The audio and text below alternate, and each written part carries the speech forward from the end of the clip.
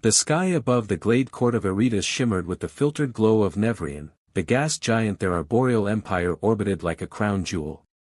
Its massive, coiling storms radiated in lavender hues, refracted through the biosynthetic canopy leaves that blanketed the royal city like a living roof. The trees here were engineered, each branch grown with crystalline intent, every leaf a photosynthetic sensor tuned to the monarch's breath. Nalan Ravik stood at the eastern overlook of the Starweaver Terrace, watching the sky as if it would explain something that had eluded him his whole life. Tall, composed, and austere in his robes of black gold weave, he looked every bit the imperial heir he was bred to be. But behind his careful exterior, questions churned. He touched the golden pendant at his collar, pressing 2 fingers to its etched sigil, the dual helix of Eritan royal heritage.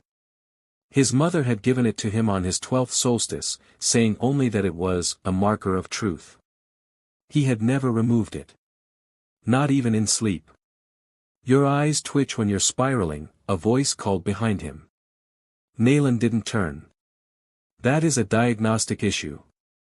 You say that every time.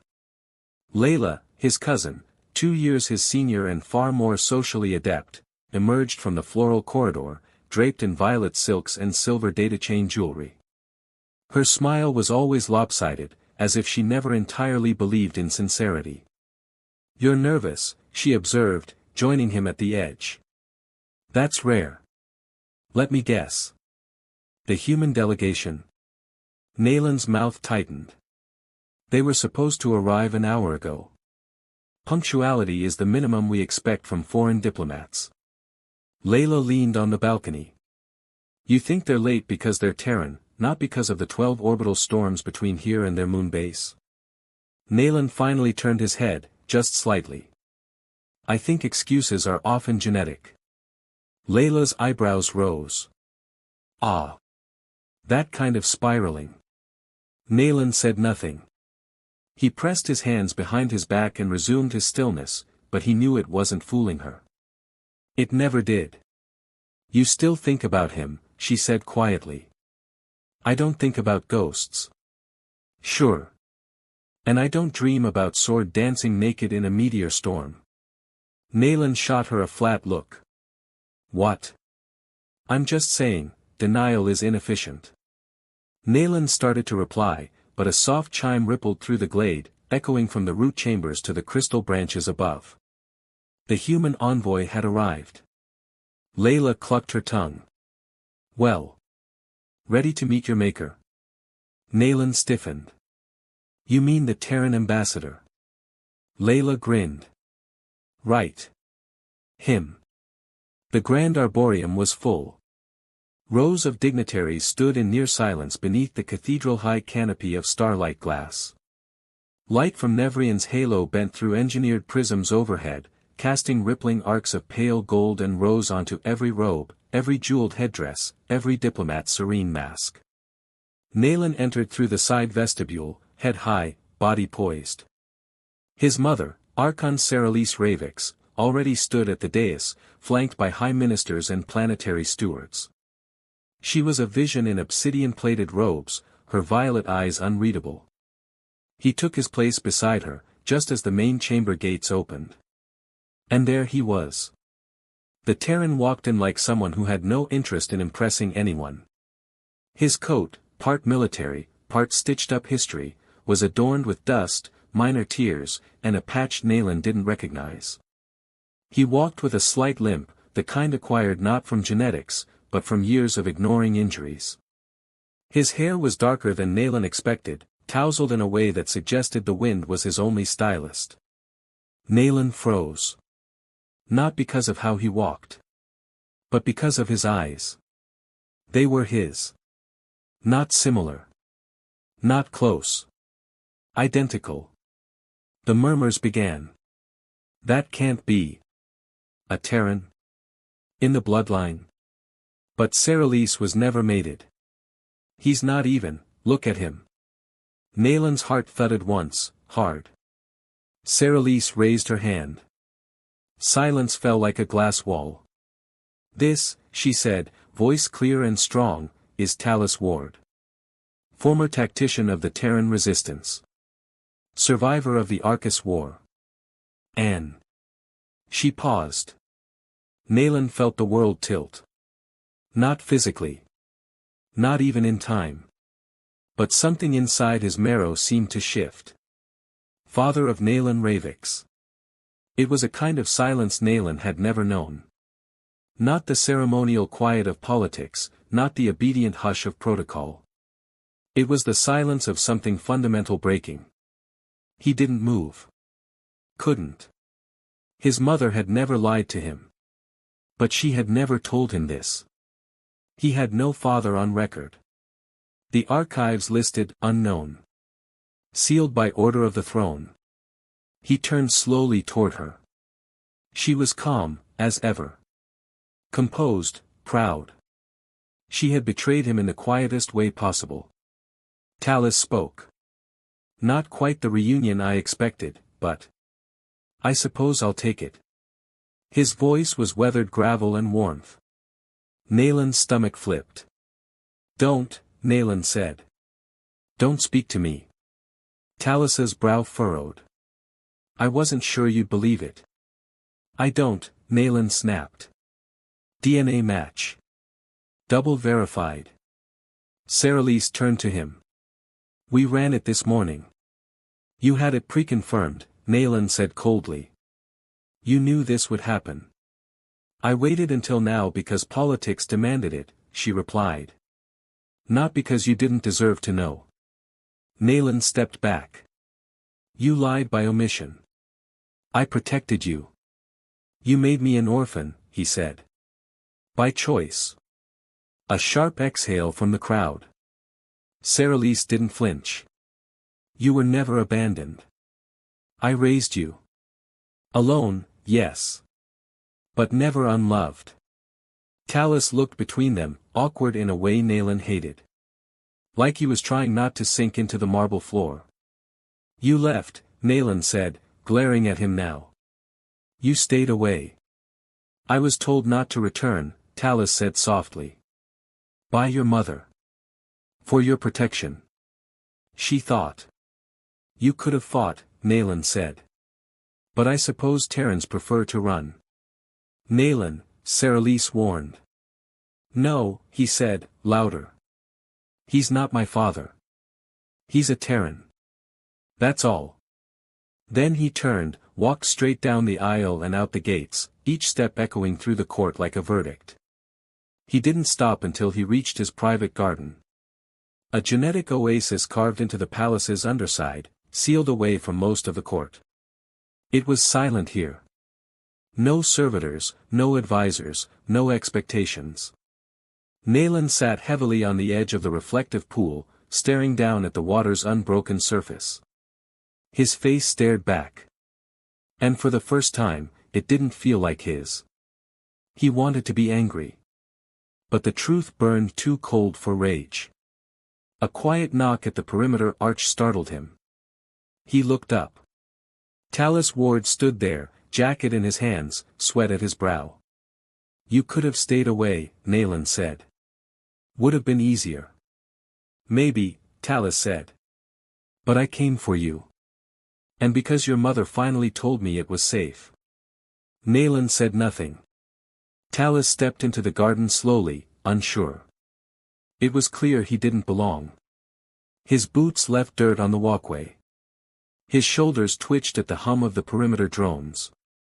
I'm not asking for forgiveness, Talus said, sitting across from him.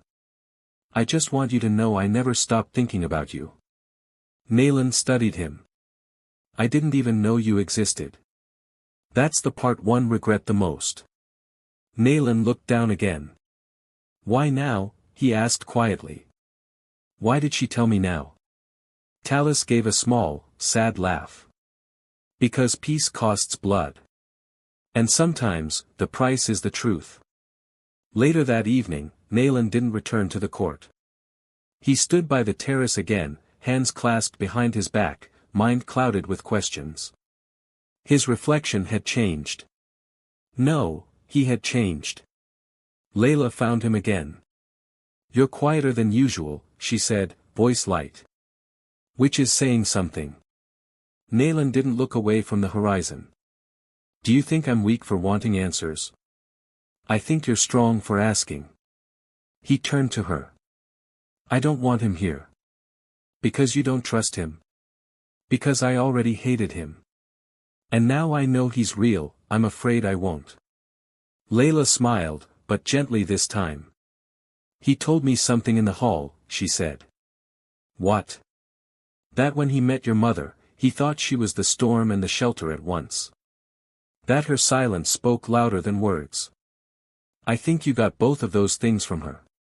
Nayland closed his eyes. Silence. It was always silence. Until now. The stars outside the viewport of the ardent vale shimmered with distorted light, smeared like brushstrokes across the dark. Caught in a stellar eddy at the edge of a binary collapse, the vessel rocked softly, gravity fluctuating by imperceptible degrees, like the breath of a sleeping god. Kesari Elan, navigator of the 5th Sealand Spiral Fleet, kept one hand pressed to the navigation ring at her neck as the ship adjusted its path by a fraction of a degree. The ring pulsed green, stable orbit, for now. Her other hand remained steady on the starlit console, fingertips brushing over luminous glyphs. Her symbiotic AI, called Neem, whispered updates in her ear, its voice a soft cadence shaped to her thoughts. Still no signal from the Terran beacon, Neem said. Expand the frequency range, Kesari replied. Sweep again. Match against pre-war signature archives. There was a pause, then a tonal flicker of surprise. Anomalous match located. 1.3 degrees below the primary drift line. Source, fractured escape pod. Terran make. 94% integrity. Kesari's eyes narrowed. She tapped a few keys, magnifying the image on the forward display. The pod looked half-dissolved, half-forged anew by vacuum and radiation. No standard Alliance beacons, no formal Terran logos. But the architecture matched late resistance design. The hatch was sealed, manual override required. Lure the pod into our docking funnel, she instructed. Use low-impulse gravnets. If it resists, release and mark coordinates. Understood. The Ardent Veil adjusted course, its sleek, organic frame bending slightly as the engines fired. From the outside, it resembled a leviathan carved from obsidian and starlight, Sealand design, beautiful, terrifying, and wholly unique. Kesari turned away from the console. For years, she'd followed every ghost in the archives, every half-destroyed data shard that whispered about a Terran soldier who disappeared near the glimmering belt. Someone important. Someone who might know the truth of her mother's final transmission. She wasn't looking for hope anymore. Just answers. 2 hours later, the pod sat in docking chamber B, wrapped in decontamination steam and caution fields. Its hull was scorched, pocked by micrometeorite strikes, and tagged with a faded call sign. Kesari approached with a toolkit in one hand and her plasma scalpel in the other. Neem hovered behind her, invisible but ever-present. Internal vitals detected, the AI whispered. Life form, human. Male. Low activity. Preserved in hyperstatic stasis. Override manual release, Kesari said. Prepare medbay. She slid the scalpel across the emergency seal. A hiss. The door popped with a sigh like a final breath. The man inside was curled in the harness, chest rising slowly. His face was bruised, but intact. He had stubble on his chin, dust in the lines of his jaw, and an old wound scar across his collarbone. Kesari froze. Because she had seen this man before. In her mother's last message. A flickering hologram sent across time and space. This was the one her mother had told her to find. The message had ended with 5 words, find him. He knows why. He woke up 4 hours later, eyes flickering open under soft medical light. The Ardent Vale's infirmary hummed with biostabilizers and neutral scents. Kesari stood by the wall, arms crossed, watching. The man blinked, coughed. Sat up too fast. Grimaced. You're on a Sealan vessel, Kasari said. You're safe. For now. He looked at her. She saw it in the first moment, the confusion, the caution, the quick scan of exits. Then his eyes landed on her face. And something changed. I know you, he said. No, Kasari replied. You knew my mother. Her name was Captain Elin Rav. You served under her during the siege of Karelin 6. His breath caught. He shook his head, tried to sit up straighter. She didn't make it. We thought. She didn't. But she left me a message. She said you'd explain. The man stared at her. She could see his brain working, matching her features with memory. Finally, he said, I'm Rain Talek. Former Resistance Scout, ID 4721, Sealan Terran Alliance Team 4. I served with your mother for 3 years. We lost contact after the collapse. Kasari didn't react. And you've been in stasis all this time? Not all of it, he muttered. Some of it was war. Some of it was running. Some of it wasn't really time. She frowned. I don't follow. You will. They talked in her quarters later, when the walls could no longer pretend they weren't watching. The lights dimmed to mimic dusk. Through the viewport, the stars wheeled slowly, great glimmering veins of gas and memory. Rain sipped a cup of thermal tea she handed him, then held it between his palms like it might warm something deeper than skin. You look like her, he said finally. Kasari stiffened. We're not here to trade sentiment. No, he agreed. We're here because she died protecting something. And you want to know what it was. She met his eyes. So tell me. Rain leaned forward, his posture softening. She intercepted a Terran signal toward the end of the siege, classified data about a hybrid program.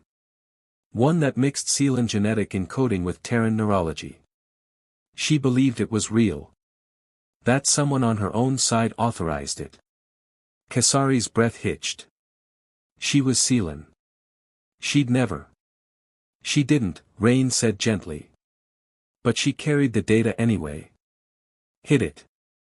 And then disappeared before she could deliver it. And you? I was supposed to get her out. But we split when the EMP hit our fleet. I thought she made it. I searched. Then I got shot down near the maw and ended up drifting into the black. Kasari turned away. She stared at her reflection in the viewport glass. My whole life, she whispered, has been a question I couldn't name.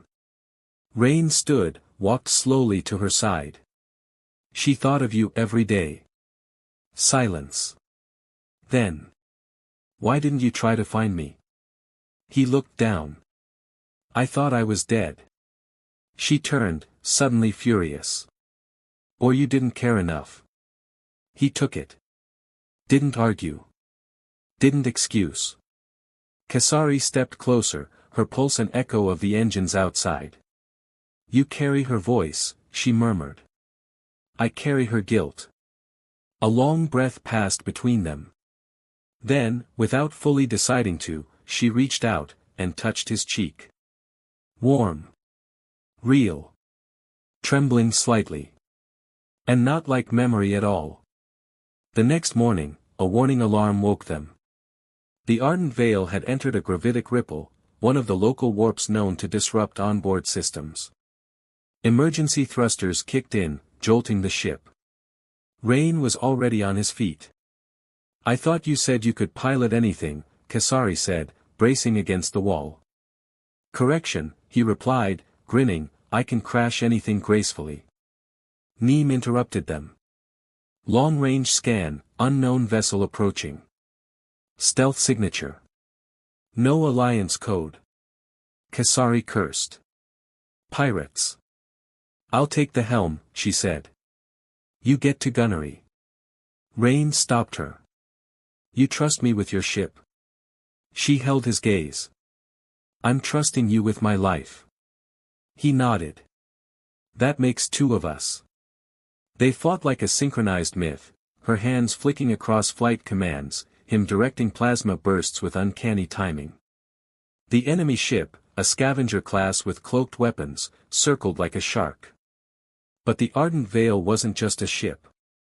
It was Kasari's home, her extension, her breath. And for the first time, someone else moved in rhythm with it. They disabled the attacker's engine, sent them spinning into local debris. When it was over, both collapsed into the deck. Kasari laughed. Breathing hard. Rain leaned back and stared at the ceiling. That was terrifying, she finished. He turned his head toward her. You were brilliant. I always am. He chuckled. Cocky. She arched an eyebrow.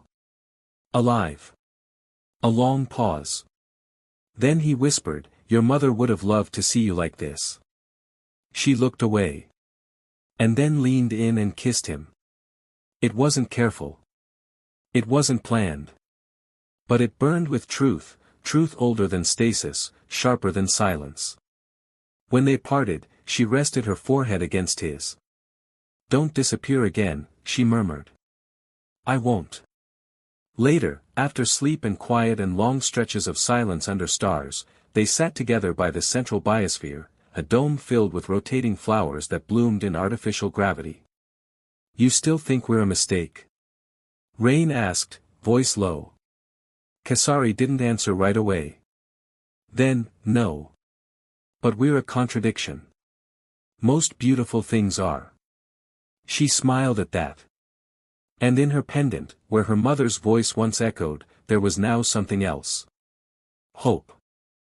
The city of Viral Cradle was not built, it was grown. Formed over centuries by recursive memory coral, it glowed softly beneath the cratered surface of Darsa 9, a cold moon that orbited in silence around a dying blue star. Its structures were smooth and translucent, carved by generations of memory weavers into crystalline domes, gentle spirals, and archways that echoed the thoughts of those who passed beneath them. Ilara Finn sat cross-legged inside Chamber 17, her hands hovering inches above the pulse table.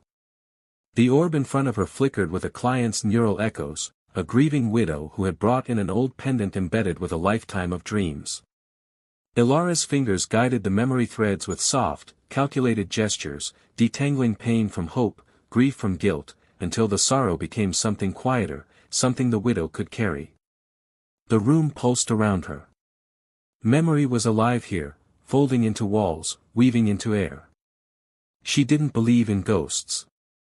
But she spoke to them daily. Finns, a voice crackled through her comms. Incoming request. Direct drop. Private commission. Unvetted ID. Ilara sighed. Send it to the holding pane.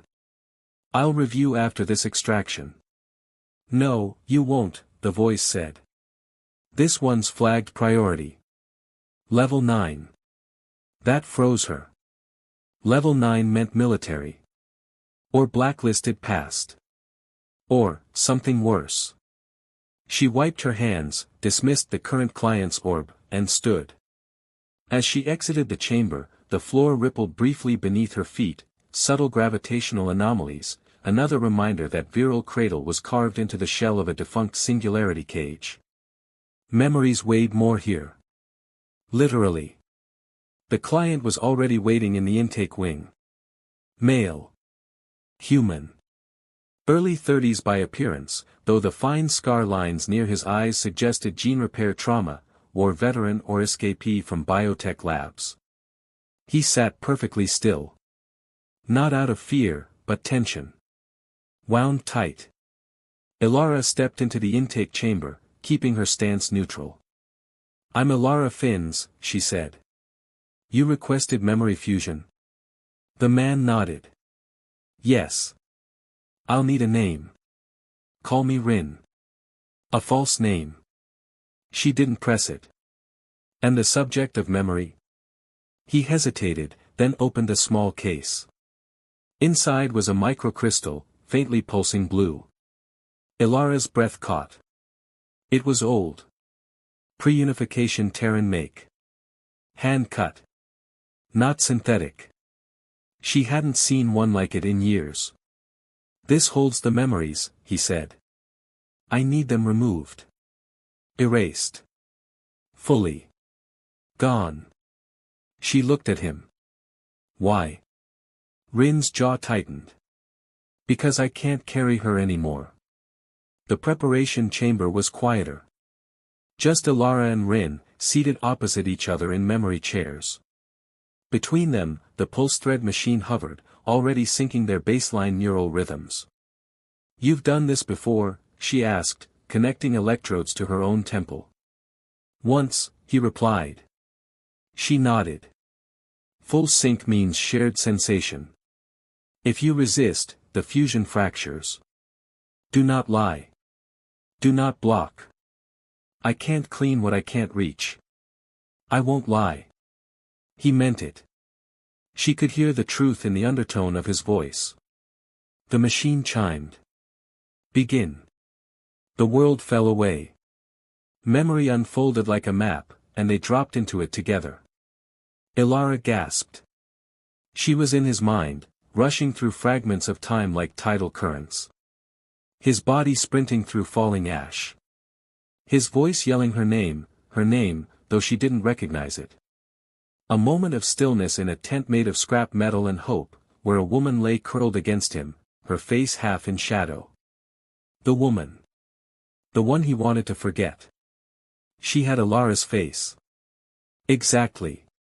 Ilara staggered back in the memory field, disoriented.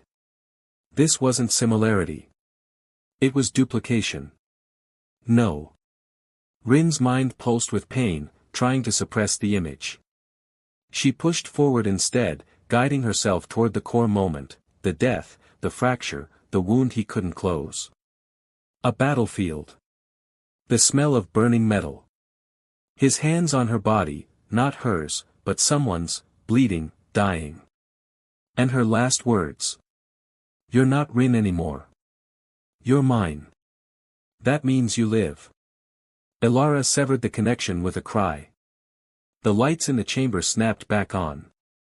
Rin gasped and fell forward in the chair. She stood up hard, yanking off the interface. That's not a memory. That's a clone seal. Someone used my biometric pattern. My DNA. I know, Rin said quietly, eyes still wide. You knew. He looked up at her. And in his eyes was the kind of grief you couldn't fabricate. You were made from her, he said. They cloned her after she died. You're her continuation.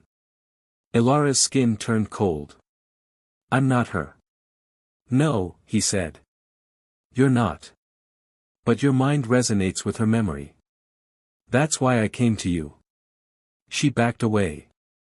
So you could, what? Say goodbye. So I could let go, Rin whispered. Or fall apart trying. That night, she sat on the edge of her sleep chamber, staring at the pendant her mother gave her at age 5. A keepsake, she was told. From a time she was too young to remember. She scanned it again. For the 100th time. No signature. No data. But now she wondered. Was she born? Or made? Her mind wandered back to the memory fusion, to the moment Rin cradled the other her in his arms. There had been love there. But also, something more. She died so he could live. And now he was trying to forget her. Ilara didn't sleep. The next morning, she found Rin in the atrium, staring at the gravity bloom, a 0G flower that bloomed only during memory inversions. He didn't look at her. Just said, I'm sorry. For what? For making you question what you are. She sat beside him. Quiet for a long time. Then, why do you really want the memories gone? He turned to her. You ever love someone so much it rots everything else inside you? Ilara didn't answer. You were built from her. But you aren't her. And I came here hoping that if I let her go, I could stop wanting her when I look at you. Ilara's eyes shimmered. That's not how memory works. I know, he said. I know that now. The final session was supposed to be clinical. Simple. Extraction, redirection, suppression. But when their minds linked again, Ilara didn't run. She stayed. She felt the love he had for the other her. The grief. The quiet nights in broken places. The whispered promises. The betrayal of time. And in return, she showed him something she'd never shown anyone. Her own emptiness. Her own longing to be more than a vessel of memories. More than a recorder. More than a ghost's echo. They found each other in the hollow space between past and future. And when they disconnected for the last time, he didn't let go of her hand. You don't have to stay, she said. I don't want to leave. You'll always love her.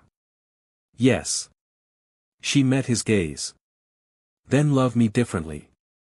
He pulled her close, and kissed her, not like someone reaching into the past, but like someone discovering a new story written on old pages. And in that moment, memory didn't weigh her down. It lifted her. Tuvan Sire didn't see the stars, he heard them. To most, the observatory asteroid known as O'Reilly 5 was a relic from the old expansion, a drifting monument tethered between two moons, half derelict, half miracle. But to Tuvan, it was home. Every wall hummed in harmony with the universe. Every corridor echoed with data, converted into chords only he could interpret.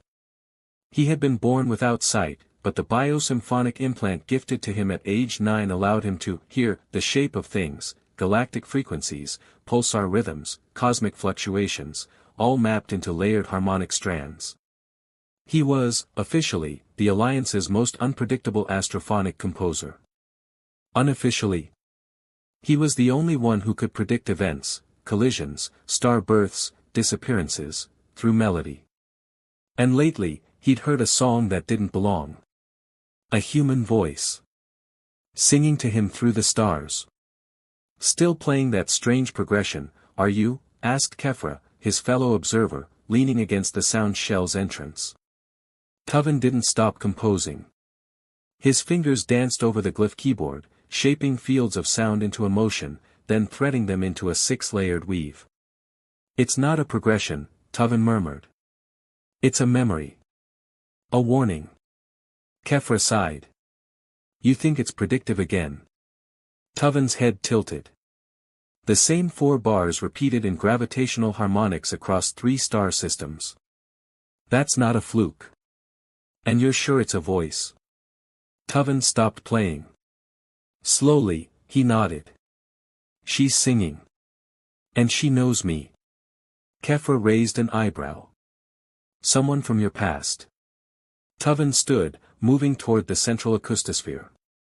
No, he said. Someone from the future. 3 days later, O'Reilly 5's early warning system pinged with a ship requesting unauthorized approach. Tuvan was alone in the docking bay when the vessel appeared, sleek, sharp-edged, unlike any standard registry class. The pilot emerged in a muted navy suit, her short black hair windswept from artificial grav fields, her eyes the color of eclipsed light. She looked up. Froze. Tuvan Sire, she said. Tuvan tilted his head. And you are? Her voice was unsteady. Lyra Vance. Silence stretched between them. Then. You wrote the song, she said. The one that led me here. Tuvan took a step forward. I haven't played it outside this observatory. I still heard it. He paused. Across space. She nodded. In dreams. She sat beside him in the acoustosphere later, tracing her finger along the etched metal of the bench. I was born on Heaven's Edge, she said, on a mining colony so far out no signal reached us unless you begged the void. My mother died when I was 10. My father sang to me, always the same lullaby. 4 notes. Yours. Tuvan turned slightly toward her. Show me. She closed her eyes, then sang. He froze. The tones were perfect. Down to the dissonant second interval, the very same one he had recorded from star vibrations across the island belt. The anomaly. The voice. Your father taught you this? She nodded. He said he'd heard it in a vision. Tuvan rose and paced. The harmonic signatures, they don't belong to any Terran scale. They're derived from deep field resonance. I didn't invent it. I discovered it. And you've been dreaming it since childhood? She met his sightless gaze. I think. I was meant to come here. That night, while Lyra slept in one of the guest quarters, Tuvan stood in the dome of raw crystal and played the melody again, this time layered with the resonance from her ship's engine signature, with her voice captured as harmonic data. And something shifted. The observatory's sensor web, normally silent during atmospheric balance, lit up with a new reading. Collapse event predicted, 3 days, location, O'Reilly, 5. Tuvan stared at the data. Not with eyes. But with the sound shape of it. A quantum instability ripple. One that hadn't existed before her arrival. No. One that was triggered by the convergence of their songs. He turned off the console. She wasn't just drawn here by fate. She was the catalyst. You knew? She asked the next morning, staring at the projection he'd shown her. I suspected, Tuvan admitted. But I needed proof. And now? I know that you were meant to be here, but maybe not to save me. Her expression softened. Then why? To end it. Lyra leaned against the console, the tension in her shoulders like a war she'd forgotten how to fight. I was warned, she said. A woman on my station, a dream seer, once told me my voice would unravel stars. I thought she meant metaphorically. You weren't wrong, Tuvan said softly. You should evacuate this place. You should get as far from me as possible. No. She looked at him. Why? Tuvan stepped closer. He reached out, carefully, and touched her hand. Because the song didn't bring destruction. She didn't pull away. It brought you. They worked together in the remaining hours, rebuilding the observatory's field core, redirecting its internal gravity paths to align with harmonic patterns only Tuvan could perceive. The goal, anchor the anomaly long enough to project a recording into the collapse. A song that could survive in quantum echo. Not to save the station. But to save the memory of it. Lyra hummed as she worked, half-conscious, the melody seeping out of her naturally. Tuvan recorded every note. At one point, she paused and whispered, "What if this is all I'm good for?" A voice made to destroy. Tuvan turned to her. You don't destroy. You remind. Every star ends. But not everyone gets to sing before it dies. She stared at him. And then kissed him, soft, uncertain, but real. He didn't resist. When they parted, she touched his jaw. You don't even know what I look like, she whispered. No, he said. But I've heard you. And it's the most beautiful thing in the galaxy. The collapse began 13 hours early. Lyra stood in the central sphere, the melody building around her, her voice amplified, recorded, spun through dimensional layers by the resonance coil. Tuvan remained by the outer shell, stabilizing the sequence. Their final words echoed through the chamber. You'll make it out, she called. If you sing fast enough, he replied. She laughed, a sound that fused into the song. A crescendo. A rupture. The world buckled. Tuvan hit the escape relay, his chair launched into space. Lyra never stopped singing. Even as the station shattered into quantum mist. Later, drifting through the void, Tuvan listened to the echo his systems had captured. Her voice. Crystalline. Infinite. Carried on starlight. He wept. Not because he'd lost her. But because the song was still being sung. somewhere.